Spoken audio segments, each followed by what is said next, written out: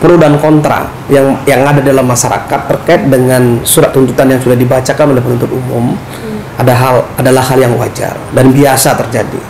Ya, ada yang bilang terlalu tinggi, ya, ada yang bilang terlalu rendah, ya, ada yang bilang tidak adil. Ya, tentu kita mengapresiasi, menghargai pendapat masyarakat. Ya, kita tidak bisa menafikan karena perkara ini adalah perkara yang sangat-sangat menarik di masyarakat. Ya.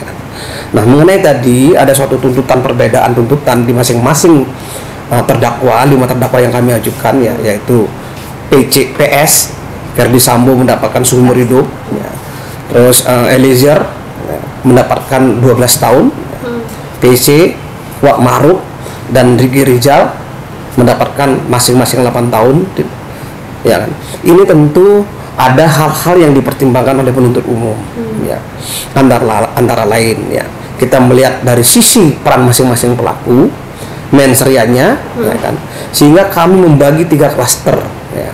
Klaster pertama adalah orang-orang atau pelaku atau terdakwa yang secara langsung, ya, menyebabkan menghilangkan nyawa orang lain. Di mana klaster itu adalah ada FS sebagai intelektual dader dan Eliezer sebagai dader, jadi sebagai eksekutor daripada tindak pidana pembunuhan berencana ini. Klaster kedua yaitu ada Ibu PC, ya, ada Kuat Ma'ruf, ya, ada juga di sini Riki Rizal Wibowo, ya. Mereka adalah sebagai orang yang memang tahu adanya suatu tindak pidana pembunuhan berencana, tetapi tidak secara langsung menyebabkan kematian, menghilangkan nyawa orang lain, yaitu korban. Ya. Ini klaster yang kedua. Ya, sehingga dari dua masing-masing peran ini adalah berbeda kita melakukan suatu tuntutan. Klaster yang ketiga adalah pasca terjadinya suatu pembunuhan, yaitu orang-orang yang melakukan tindak pidana obstruction of justice di luar daripada pasal 340, ya, yaitu pasal 55 ayat 1 ke 1 yang kita dakwakan, gitu loh. Masing-masing ini tidak bisa disamakan, ya kan. Kalau orang secara tidak langsung PC misalnya yang berkembang di masyarakat, nggak bisa kita samakan dengan perbuatannya FS, tidak bisa kita samakan dengan perbuatannya Eliezer. Nah, inilah yang dinilai oleh penuntut umum, kemudian penuntut umum menyampaikan kepada pimpinan, pimpinan tentunya menyetujui apa yang disampaikan oleh teman-teman penuntut umum. Jadi tidak ada sama sekali yang hal-hal di luar, ya, di luar dari masyarakat sampaikan bahwa ini ada masuk angin, ya, di sini ada apa istilahnya, ada tekanan dari pimpinan, nggak ada. Murni adalah dari penuntut umum, karena jaksa itu adalah satu, and on the bar. Jadi apa yang keluar dari kejaksaan itulah yang harus dibacakan, dan itu adalah mulai dari suatu proses yang panjang, ya. Bagaimana fakta hukum itu kita nilai secara bersama-sama, dan masyarakat juga sudah tahu itu. Ini yang perlu kami jelaskan.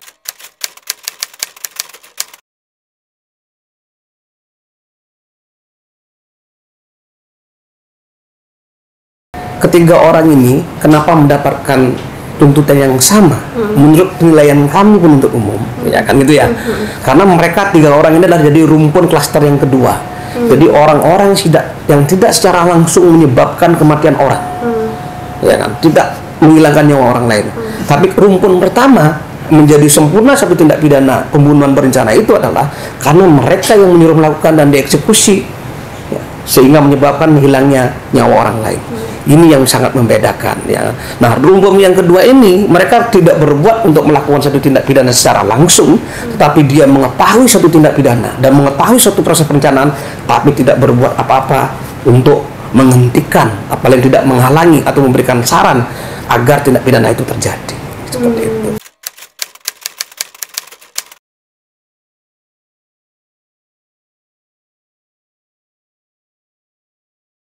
Saya hargai, ya, LPSK ini sebagai lembaga pemerintah tentu kami hormati sekali, ya. Saya mengapresiasi semua proses persidangan pengamanan terhadap diri terdakwa dari Baradahe sampai saat ini juga berjalan dengan baik, itu kami hargai. Namun demikian kami terikat dengan tadi, pembuktian itulah terikat dengan para peran terdakwa masing-masing terungkap di persidangan, ya. Pertama itu. Yang kedua, kita lihat dulu secara yuridis, ya. Secara yuridis itu seperti ini. Apakah pembunuhan berencana secara limitatif diatur di dalam Undang-Undang LPSK adalah berhak mereka diberikan, ya, itu diberikan justice kolaborator.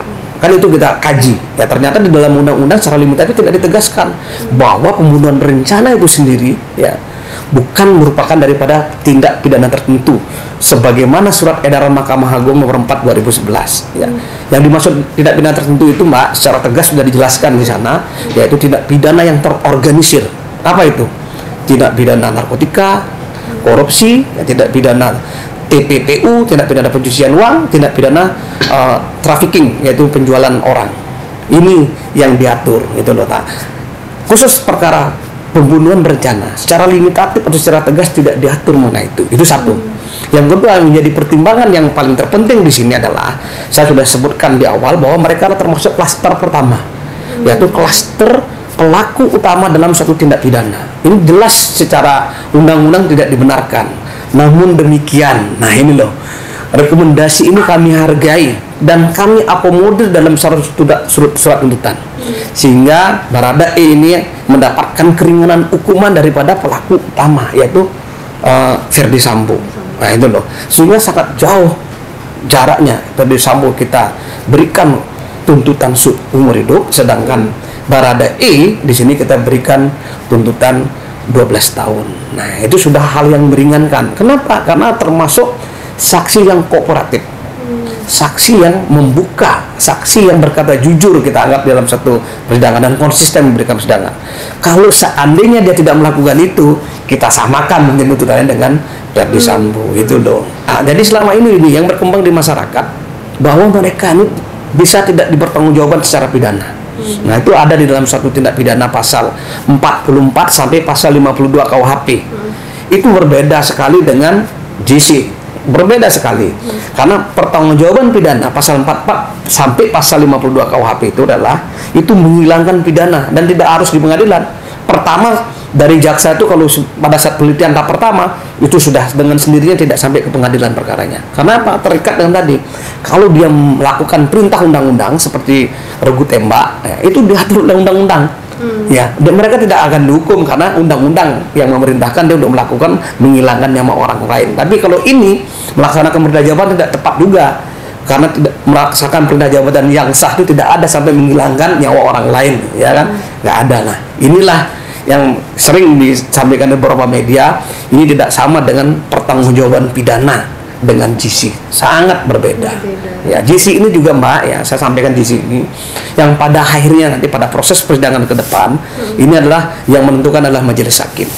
Yang kami hanya merekomendasikan, apakah rekomendasi kami itu berupa terdakwa yang bekerja sama dan kooperatif memberikan keterangan secara jujur, ya kan?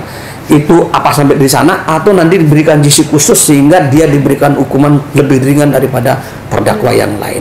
Ini proses masih panjang, masyarakat harus menunggu ini seperti itu.